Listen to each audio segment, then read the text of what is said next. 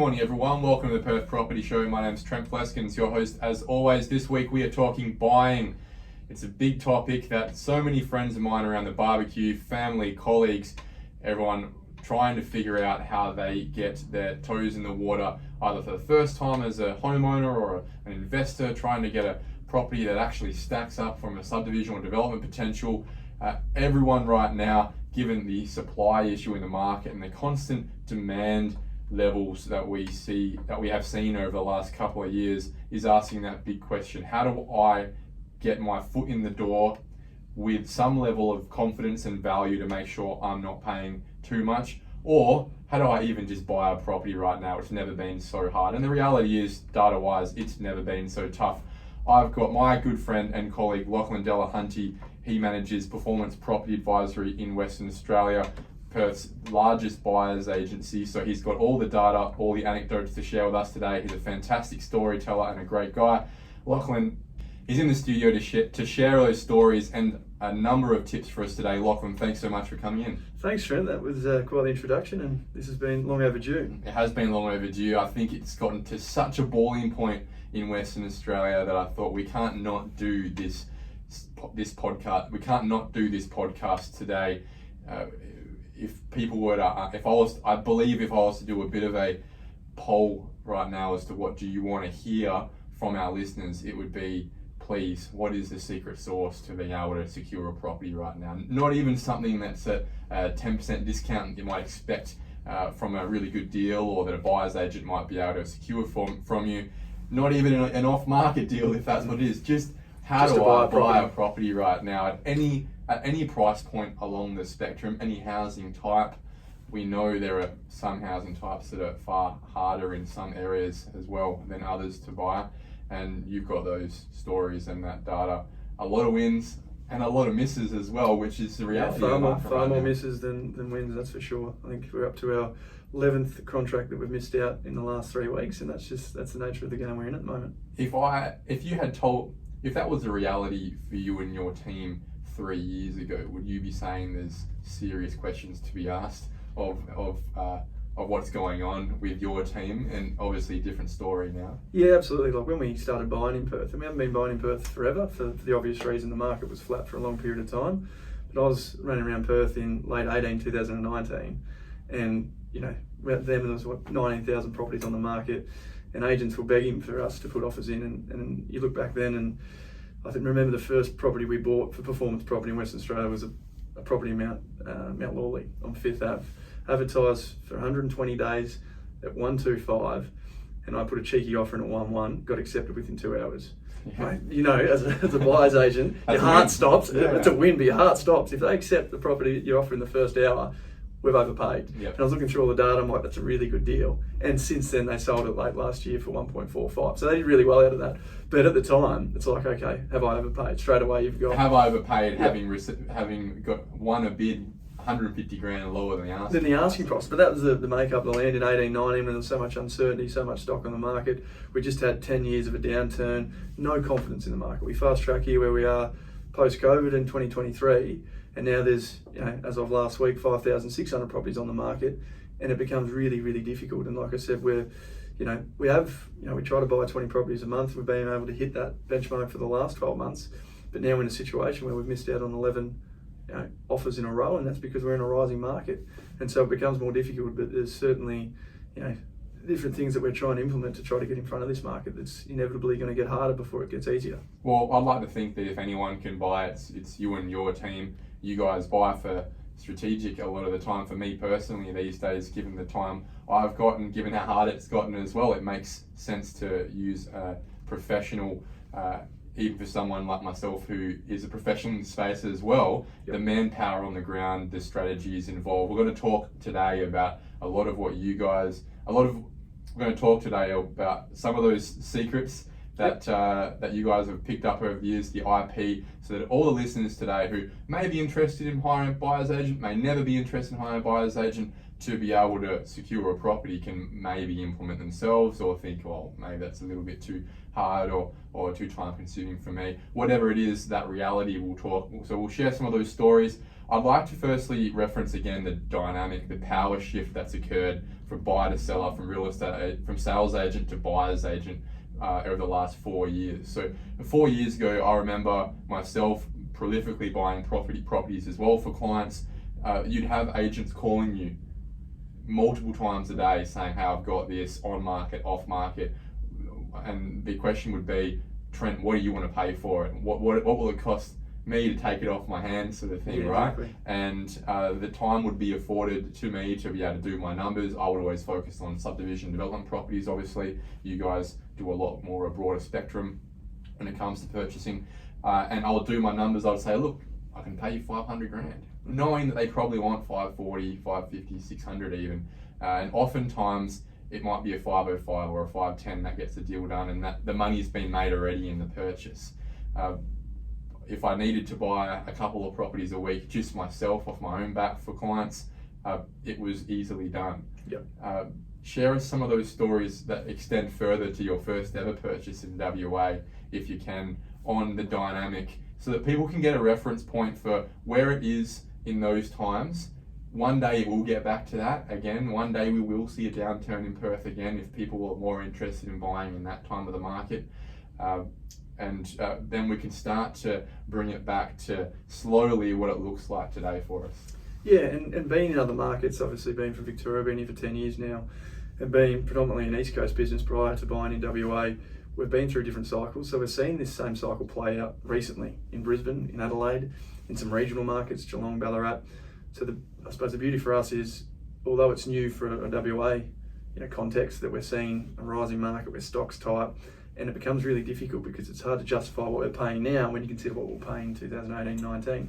But we're still very early phases in the cycle, and what we're seeing in Brisbane and Adelaide, I suppose, demonstrates where markets can get to and how challenging it can get. It's like looking into the future a little bit, isn't Absolutely. it? The culture, the behaviours, they're not unique to those cities. They're Exactly. not unique to Perth. You can look forward into some of these markets that have already received that time of the cycle.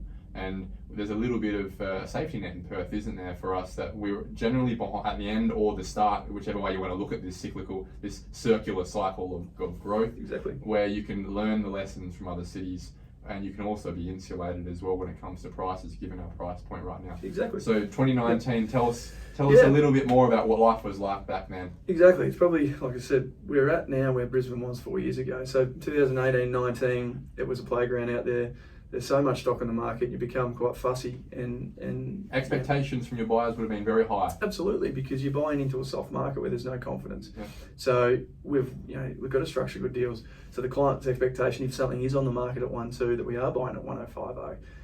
How that's changed significantly. There's one we just missed out on, Duncraig, as we speak, that was advertised from high nines, and there's an offer on it at 1.2. So from a client's perspective, blown yeah, it to is. see that. And we've got 10 buyers agents on the ground. We have education every week to talk through a different scenario, what's happening in the market, because you need your finger on your pulse.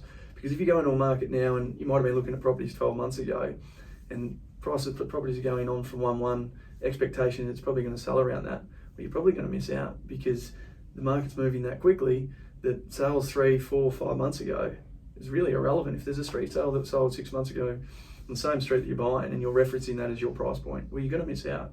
You've got to be in front of it. What sold last week, what's currently under contract. Information in this market is so powerful because what sold last week, what's under offer this week, is so much more important than what sold 6 months ago. Yeah, and that data is not often available to clients, to buyers out there Exactly. right now, to the general public. That stuff that's really quite fresh. I want to talk about servicing and affordability as well, and reference the time frames too, because I think that's becoming a bit of a factor for a lot of well-to-do, aspirational people that are in their 30s, 40s, got the young family with the dog, and they're looking, maybe 3-4 years ago they were looking to buy higher ones. I've got some clients of mine who have been coming back to me saying, "Trent, we're thinking about making that purchase now." They were talking to me 3 years ago and they still want the higher ones. I plug it into the mortgage calculator and they're at 1.2. 3-4 years ago, servicing probably wasn't as much of an issue now to double check. Yeah, absolutely. And that's made it really difficult. Like I said, if people were in the market 2 years ago, two things have changed. Their serviceability's changed. They can't afford what they probably could have 12 to 18 months ago. But the market they're trying to buy in, what you could get for high ones is now low to mid twos. You know, and this is where a lot of people haven't really caught up to that or accepted that, have they? And it's tough, and even for us, we're buying in these markets all the time. How do we pay $950 for the same property we paid $850 12 months ago? That's a, you know, psychologically it's hard to get your head around. And as buyers agents, we're constantly toying with this. Having the experience on the East Coast, you see buying in a Melbourne market in 2012, where we're buying in Richmond for, you know, $1 million.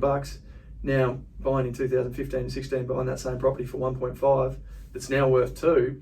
You see, if you just got to get in front of the market. If we're going into a rising market, which I think we both share the belief based on the data that we're tracking, we're very much moving into probably quite an aggressive market here in Western Australia once we see confidence back in the market with the cash rate. So again, it's trying to buy in this market, it's having confidence in where it's going, and you sort of can't have you know, hindsight in mind of what things traded for 2 years ago, 1 year ago, because otherwise you're just going to continue to miss out, and then you're going to be in the same situation in 12 months' time.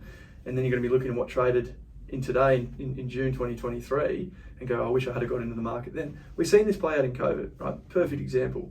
COVID hit, you know, there was a lot of uncertainty in the market. Where we're at the moment, there's uncertainty around interest rates. When you look at the best buying, it was really in those sort of first 6 months when, you know, in 2020, right?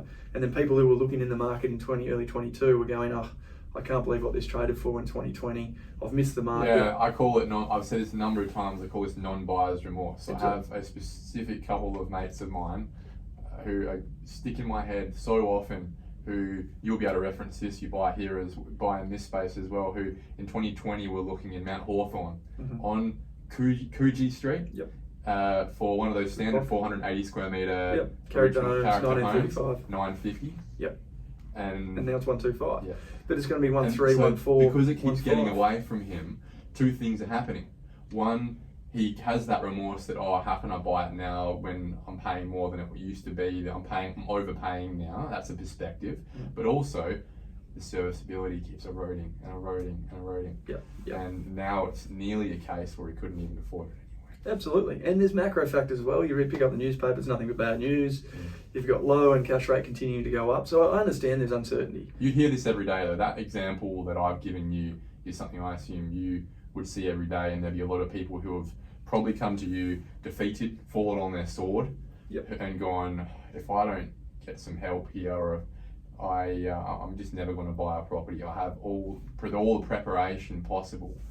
It's just not going to happen. And I would assume that a big part of the help, on top of the manpower and the relationships with sales agents, is actually the education to say, mate, this is the reality. If you want to buy that property that you think's put 1.2, that comes on the market for 1.2, you've got to budget 1.3. Otherwise, it's just not going to happen for you. How many times do you have to see the data, have to rock up at an auction or rock up at a home open and have 30 people through for you to accept those facts, especially in those aspirational areas that sit between probably your West Leederville and City Beach? Yep, through to Coles, 100%. And the perfect example is, and this is what I say to the buyers agents, if you're not buying, and it's not going out there, the good deals of buying significantly under market value are gone. They were back in 18, 19 and 20, right, when people were on their knees and needed to sell. So what's the service now? It's getting into the market, and that means paying what something's worth, and you know, not trying to be too cheeky, too creative. It's trying to create solutions, and I'll talk about different ways that you can put a deal together that's not just focused around price. We'll talk about that in a moment. But the key is getting into the market. And the perfect example, we had a client that was looking in Claremont back in 2021, and at that point in time, their budget was low twos, and we were really pushing hard to get a good deal. We found something at 2.1, and it was we thought we were buying quite well. It was probably worth 2.1 at the time. We weren't getting an exceptional deal, but we're paying what it's worth. We probably didn't push the client hard enough at the time to say this was a good strategy. We're buying in a rising market. Fast track, 6 months later, they didn't proceed with that purchase.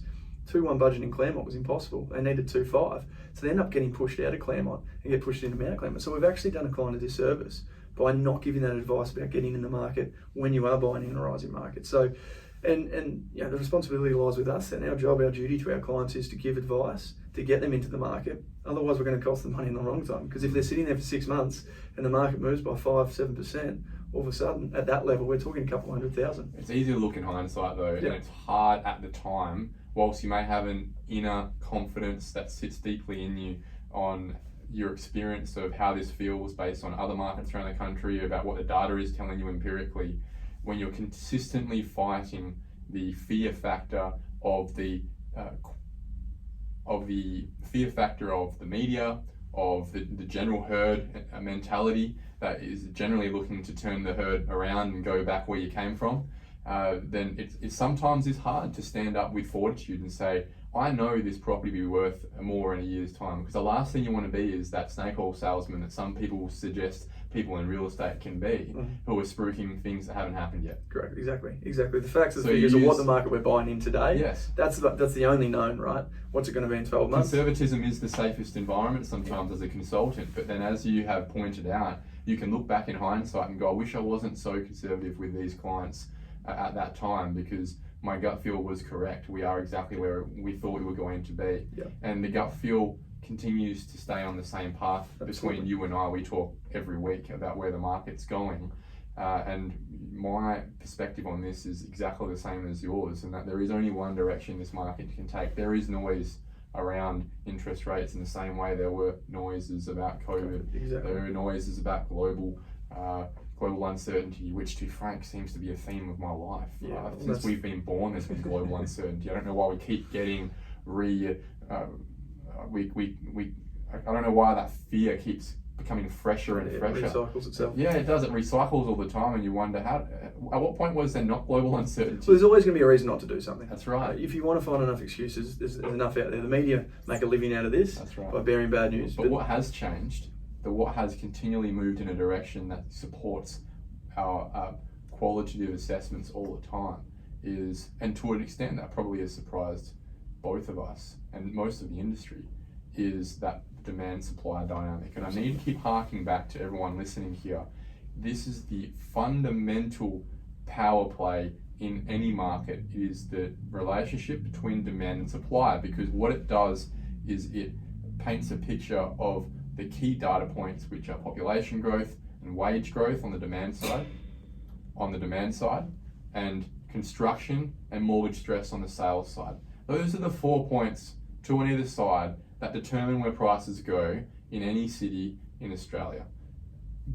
When you boil it down, it is that demand-supply relationship, demand being tracked by weekly transactions. You can look at it on realtor.com. It's really not hard to find. If you track it every week, you'll see where that lies and how strong that number is and remains, versus supply. And this is the most important number that is so easy for everyone to understand. If you just had a notepad and you keep writing this number down since COVID, since 2 years before COVID, as I've said many times in this podcast, you would see that number reported by REWA run from March 2019, which was 17,000, through COVID, where it hit 15,000, then 13,000 being a balanced market, then 10,000, where we start to see growth in the market, then 9,000, then at Christmas time this year it was 8,000, then at March, April this year it was 7,000, and then we've just broken through 6,000.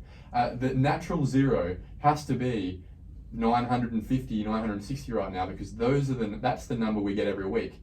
So every week we get 970 sales. So the natural zero needs to be about 800 properties, because that's the amount of properties that are coming on every week right now.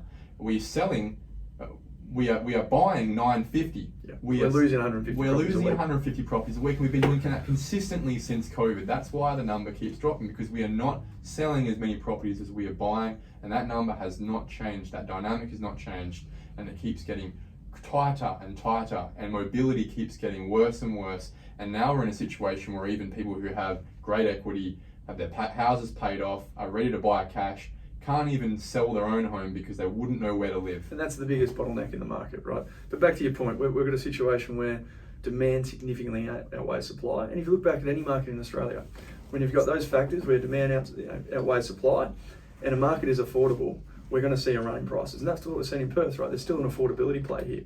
The only uncertainty at the moment is around cash rates. And this is what I'm speaking to clients all the time. We're in a situation where, again, we've spoken about, we don't know where the cash rate's going to finish, but we know we're much closer to the top than we are from the bottom, right? Well, we thought so. We thought so at 1.5%. Yeah, we did. Thought so at 3%. At 4.1, general commentary around, particularly the majors, is that we're closer to the top than we are the bottom. We do know that cash rate at a point in time, whether it's in 3 months, 6 months, 9 months, will stagnate and potentially come down at some point. At that point in time, you think it's tough buying in the Perth market at the moment when there is a level of uncertainty around the cost of money. Fast track to 6 to 9 months' time, when there's so much certainty in the cost of money, when it starts to trend down, then you've got a combination of local buyers, owner-occupiers, competing with East Coast investors, which we've seen a real surge in the last 12 months because yields and rentals. Part of the buyer profile It is. And it's a huge part of the profile of the listenership of this show these days. And again, we don't market to the East Coast, so they find us. Exactly, because they're interested in the market because yields and rental returns are so much higher in Western Australia than they are in the rest of Australia. Exactly. People over in Sydney, Melbourne, Brisbane, they make the same, if not less, than people in Perth. They pay the same mortgage. So a lot of the time, just to get their foot in the property market, they're actually looking at a buy the most affordable market. Just to buy into a market that consensus says is growing, which is great. You want to be buying in a growing market, but also just at a price point they can actually afford for a reasonable brick and tile. 600,000 doesn't get you anything on the East Coast. Where in Perth, you're in the market, you're in the capital city. You're a family home. Exactly, and that affordability plays a huge role.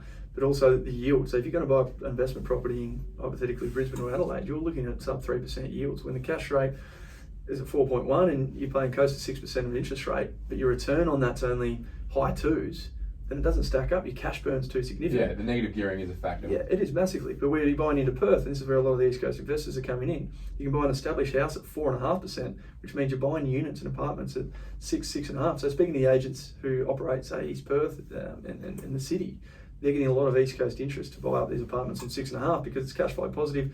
The only place in Australia where you can get cash flow positive properties is Western Australia. But it has been. Perth's always had the highest rental yields in the country. Yep. And that's because our property is undervalued compared to the cost of living and compared to rental prices. Right? Yep. Rental prices are a part of cost of living. But look at the rental space at the moment. Like a balanced market for Perth in the rental space is typically around 10,000 properties in the rental space.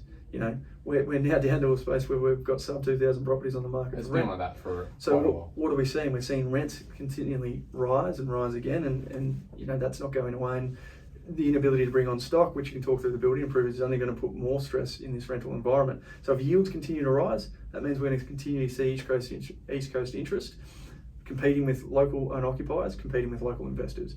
And then that's when we forecast out once money starts to become cheaper or stagnates, and the confidence returns, that's when the herd mentality starts to progress. So we're in a situation now where we're really only competing, with owner-occupiers and some East Coast investors. There's not as much local investment, and it's very difficult to buy in the current environment. Like I said, we've got 8 buyers agents on the ground. For us, who do this every day, and we typically transact 20 properties a month, we're finding it really difficult. But fast track 6 to 12 months, this problem's only going to get worse. So my advice to anyone looking to buy is try to sort of understand where the market's going. And yes, it's a difficult environment, but it's definitely going to get harder before it gets easier. Let's talk about the secret sauce. Let's talk about some of those.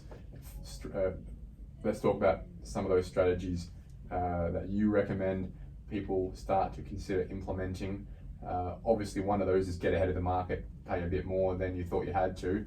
And it's a strategy to buy a property, but there are some far more effective ways that I know that you guys are having those strategic, pardon the pun, conversations on a daily basis with a lot of these real estate agents. Surely the first one would be start to build relationships with the real estate agents sell the properties you want to buy. Oh, without a doubt, you need a strong relationship. It's very much a seller's market now, and agents carry a lot of weight. So it's important to have a really good relationship. And they're there to do a job for the seller, and that's to get the best price. And making sure you're working with them and making their job as easy as possible is what we try to do. How do we do that as a buyer? It's been really transparent. It's been naturally just being a good person and trying to actually understand and respect their time. So not walking through a home opening and asking for everything and giving nothing back in return. So being very transparent, getting back to them, sorry, we can't proceed on this property because it's outside of scope or it's outside of budget. Opening up communication channels. For us, we've established these relationships back in 18, 19, and 20. So most of these agents now are our good friends, not just people we buy properties off. We're off having coffees and beers on a Thursday or a Friday because we're able to build a strong relationship. But for those just getting into the market, it's very difficult. But the worst thing you want to do is go in a home open, demand everything, try to overcomplicate contracts with ridiculous and unfair clauses. The seller's agent, even if you've got a price that's reasonable, is just not going to bother recommending. They don't need to. They don't need to. Yeah. And understand, when you look at the cycles, what happens on the East Coast, let's look at Adelaide for an example, very similar to where Perth was probably 4 or 5 years ago. In the same environment where rents increased significantly over a period of time, the market started to heat up. Adelaide typically is a private treaty sort of a market where there's a lot of properties sold, like they do in Perth, away from an auction environment. Perth's going to have auctions in the next 2 years. Wait till you see the market turn from a very much a private treaty environment to an auction environment, and then the ability to buy is even more difficult because you don't get more of a transparent environment when something. Who wins is the person who pays the who's most. got the deepest pockets. Yeah. Then all strategy. Which is not a win. Then there is strategies to compete at auction, and we can talk through that in another episode because it's a different beast. But my advice to clients is you're in an environment where you can get a point of difference because you're in a private treaty environment where you've got a buyer and a seller, you've got an agent in between where you can start to leverage off the relationships. So the advice is obviously respect the relationship, respect the sales agents, understand what they're trying to do. It's easy to get frustrated when you miss out on a property and go, well, that was unfair, you didn't advise me. Don't burn your bridges because exactly. they'll probably sell the next property you're looking for. Don't burn your bridges, and they've got a job to do. And if that's to get the best price for the seller, they've done their job. You've got to understand who they're working for. So respecting that relationship, but also trying to make their job as easy as possible. The deals that we pull together, and I look at still 70%, 80% of the properties we buy are off market. How do we do that? Because the argument is, why would someone sell a property off market? Well, you miss market, yeah. Yeah, exactly. It sounds crazy. It does, but there's more than just money at the end of the day for a lot of people, right? There's privacy. There's always the ability not to disclose why they're selling. There could be family situation, or we've seen divorces where people want to keep things very private, or they're in a situation where they may have overpaid and have over leveraged and they need a quicker sale. So it's being there at the forefront to be able to give a seller more than just the price. So probably 30% of the deals that we're pulling together at the moment, we're offering longer settlements and leasebacks. So that gives someone an opportunity to, as a seller, what's the biggest problem in the market for a seller and why won't they sell? Lack of mobility. Where are you going to move to? Yeah. You can't get a rental property. You can't probably even find anything on flatmates.com, and you can't buy anything. So the fear of selling is like, well, where am I going to go? So let's ease that burden. We'll give you a 6 month rent back and a 6 month settlement. And if you want to leave in a month and a half, that's fine. Absolutely, you've got the option to do that. Yeah. But trying to create a situation where it de-stresses it for the seller, and for that scenario, that means more than an extra $50,000. It probably unlocks a lot of properties. It does. I reckon there would be 1,000 properties right now where the seller is actually wanting to sell. More. Probably, definitely more. And they're just not taking it to market. And the reason they're telling the sales agent who's looking for listings, because one thing they don't have is listings, obviously, is, look, I would sell, but only if you find me somewhere to live. Yeah. And they can't. Well, think of the last portion that's their job right now, is this mobility. Exactly. Well, think of the last portion of owners, typically baby boomers or people entering into older phases of life. They're on bigger properties and they need to be downsizing. But where are they downsizing to? So we've got no one's building apartments. Exactly. So I look at the one we just purchased in Leederville 4 weeks ago. Older lady, need to find a downsizer property. So fearful to sell because so fearful to be homeless. And that's how we structured the deal. We paid 1.1 for a property that I honestly believe it goes to market, could go for 1.15, and we're not shying away from that. We're not trying to buy under, but what we've been able to offer her was a 6 month lease back free, because who wants to rent their own property back? So instead of saying, we'll give you 1.2, we'll give you a 6 month leasing free period where you can live in your own home while you find something else. You've got the money in the bank account, so then when you put offers forward, you can go in with clean terms. And then if you need an additional 6 months at market rate, we can offer that as well. So she's got the security that for at least a year and a half, for at least a year of that year and a half, she's going to have money in the bank account where she can go around and start looking for opportunities and being able to put cash offers forward because the money's in the bank account. One thing to offer a long settlement. The long settlement doesn't help a lot of buyers because they need the money in the account for the serviceability. You go try to buy a property now with a finance clause, good luck. Like, you need to have a point of difference on your offer, and that's offering really good terms, not just on a price. You have to be competitive on price. How many of your clients are, I've seen this a number of times now, I'm not sure whether it's something that is advisable, it is a risk, but is a calculated risk I know a lot of people pull off quite well, is they'll be putting cash offers in where they're not cash, but they've got pre-approval from their bank and they know that they will get the money, obviously. Yep. And they will put a 60-day cash term in where obviously it's not cash, but the first 30 days is them just getting their pre-approval finalised to a full approval, and then they settle. That's a good do you question. see that a lot? Well, 95% of our clients are in that situation. Okay. And this is probably the most misunderstood thing in the industry, and sales agents sometimes can get a little bit upset when you talk about cash offers. Cash offer isn't a cash I've offer. got $1 million in the bank account. Here it is, because why would you? Like, the property, the beauty of investing in property is leverage. Yeah. So even if you have $1 million in the bank account, you'd be doing yourself a disservice by not using the bank's money. So then when you get a valuation through and they're like, oh, we need to get the value through next week, the selling agent goes, well, it's a cash offer, why are you getting a value through? doesn't mean it's a cash deal. It just means that we're there's no waiving the condition right. of finance, Exactly. yeah. We've got confidence, and if we can't finance it, well, it's our problem, We not lose yours. the deposit. Yeah. Well, and We're happy to take that risk. yeah, but we won't take on a client, and this is why getting your ducks in the row is so important. You don't just go shopping day one without having a look at what you actually can afford, having a pre-approval in place, because it might get to the situation where there's a number of offers and the agent wants to call your broker to make sure you're good for it. So having a pre-approval, being really, really organised, carries a lot of weight.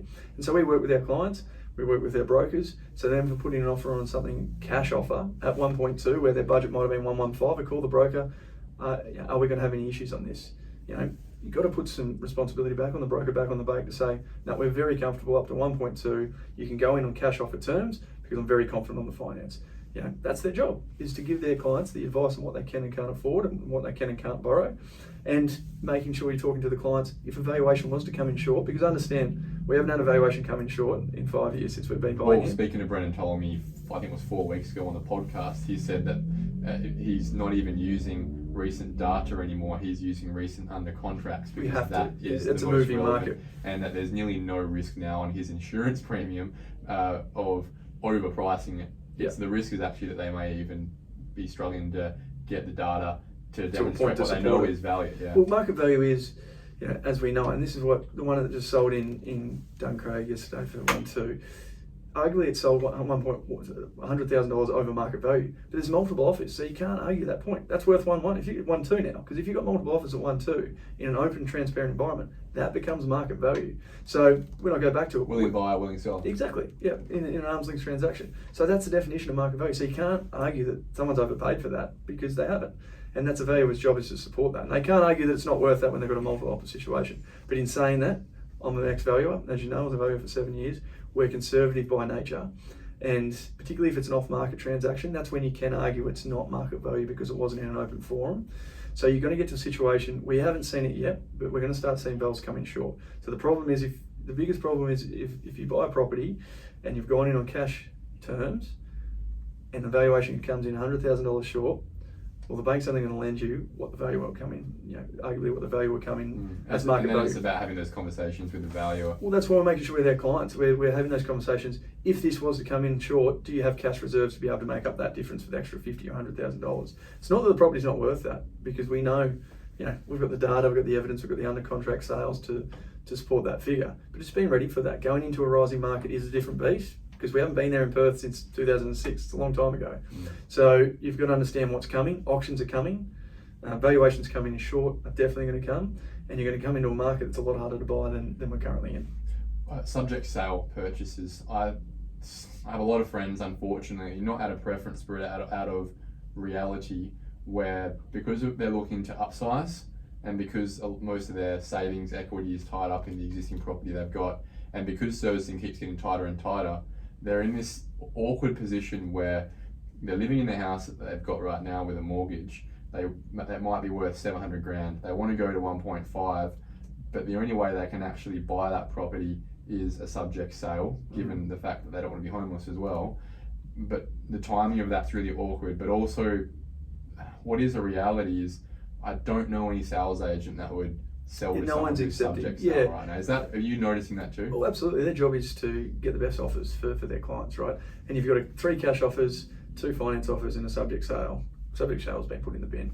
And that's what I say to clients. We've got clients that come in that same situation all the time, and it's just structuring that so you can get yourself in a situation where you can compete with finance terms and cash terms and still have a sale ready to go. It can be done. And that's, we've in the last 6 months. Is it risky though? Not if it's structured and if you're really, really organised. So we've had 3 in the last probably 4 months where we've bought properties and sold properties in that same settlement window. So we've got a client that is subject sale by nature, but we're not putting that in the contract. The moment we put that in the contract, we've done our client, the buyer, a disservice because their inability to buy that property. But they've purchased in that window, and then within the next 4 weeks, we've sold their property, and then we've had simultaneous settlement. Does that mean that you're just given the reality of where you're at, you may need to be a little bit flexible on your sale price to get the sale in the time you need to settle on the purchase? Not if, so in that situation, we're using a finance clause as a safety net, because you've got a 30-day finance clause. So in that scenario, if you can't sell that property within 30 days, well, the bank's not going to give you the money. Yeah, you'll get your decline. Well, they from the can't. bank. Of course it is. So it's not. You're not doing anything wrong by anyone by not being fully transparent about what the situation is. You've got a finance clause, and if you can't sell the property, the bank's not going to lend you the money.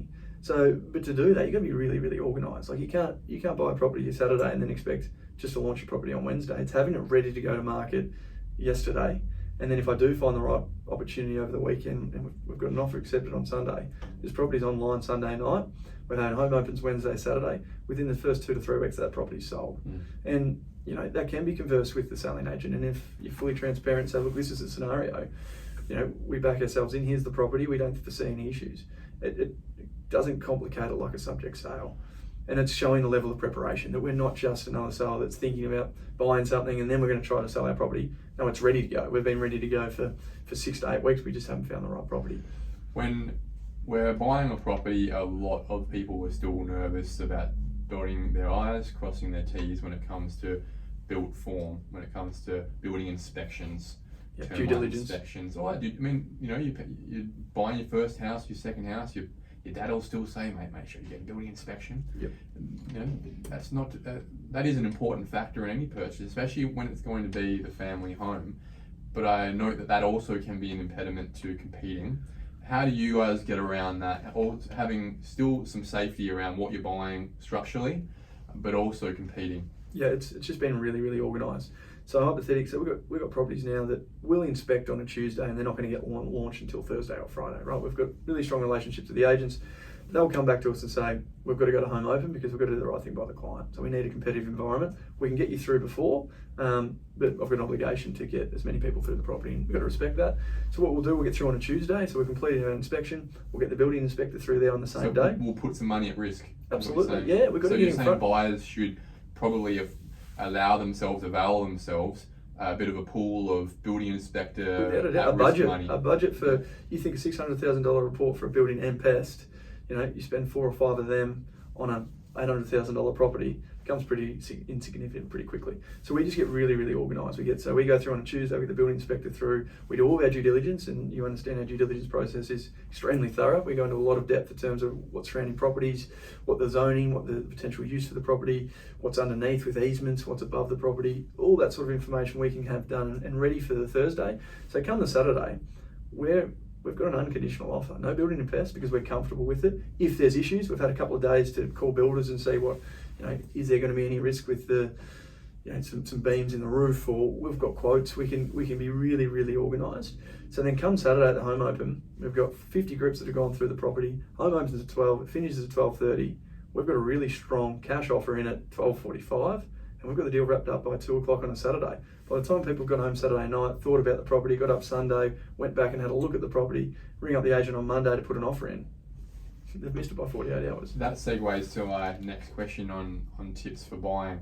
Some people would be concerned about being the first buyer, the first offer, worrying that the sales agent will use that as a benchmark to be able to then play other offers against it, where he or she will say, oh, look, I've already got an offer that's, you know, mid to high ones, and you might have a really strong offer there, but in a market like this, they use that to be able to garner better offers. The other side of the coin is to say, hey Steve, when's the last minute you're going to be taking offers for? I'll make sure you tell me and I'll put that in the minute at the end. And in that time you could say, look, is high one still going to get it? Say, oh no, it's probably going to be a 2. All right, well I can afford to, I'll give you 2 now. Yeah, look, it is, again, it's from an agent's point of view, you've got to look at what their job is and to get the best sale price, and that's their obligation. So people can try to be cheeky like that, but I find often it just annoys the agent, right? If we try to be too cheeky and get our offer in the last minute, well, they'll say, well, I don't really need you guys. So again, yes, there's always a strategy, and I certainly will never present an offer for an agent to hold at a home open, because then the question gets asked, do you have any offers? Yes, we do. And it's well above the ask. Well, then that's when it's a situation. So I'll never let an agent have an offer in the hand whilst people are walking through. But after that point, I'm happy to be the first in and be really transparent about it, because if we're really easy to deal with and I've made their life easy and said, look, here's our offer, you know, we are looking at other properties, which we always are for clients, right? Yeah, we need an answer. Yeah, we can't afford 48 hours because there's 2 other properties we may be considering. I don't want to be impatient. I don't want to push you too aggressively, but do you think you could get, you know, present this to the owner, you know, within a timely fashion? being very respectful, being very transparent about that, you'll find that they'll be willing to work with you on that rather than being trying to be too cheeky or trying to reinvent the wheel. And understand we've just submitted an offer, a cash offer with no finance terms, with no building and pest, and we've just given the owner 3-month lease back for zero rent. That's as good as it gets. Well, then why wouldn't they want to deal with that offer? They probably don't need to go back to the well and call up all their buyers. Even if the price might not be exactly where they want it to be, they'll come back to you and communicate that. Absolutely. So look, you're pretty close to the mark. Yeah. They couldn't beat that. Exactly. We really like the terms, but we need, we're probably $50,000 off on price. We have the conversation with the client, say, look, can we meet in the middle somewhere? Everyone's comfortable. We've got a seller that's got a really good price and really good terms. We've got a buyer that we think we've bought really well and we haven't overpaid. And we've got a sales agent that's been really happy with the process because they don't have a million headaches trying to orchestrate building and pest, trying to orchestrate a buyer that's never bought a property before. It's trying to make, they're busy at the moment, right? To make their job easy, make them want to work with you, not the opposite. Because if you try to make their life too difficult, and I know other buyers agency out there complicate deals with these ridiculous due diligence periods, and you're never going to buy it, and that's the fact. And you're going to cost your clients money because you're trying to be too cheeky. We're not in an environment where we can do that like we could in 18 and 19. We're just not in that environment anymore. Lachlan, it's been a fantastic chat today. I think there's some really insightful realities and commentary there that buyers, whether you're using a buyer's agent or not, can start to take on board when they hit the negotiation table on a week coming up next weekend.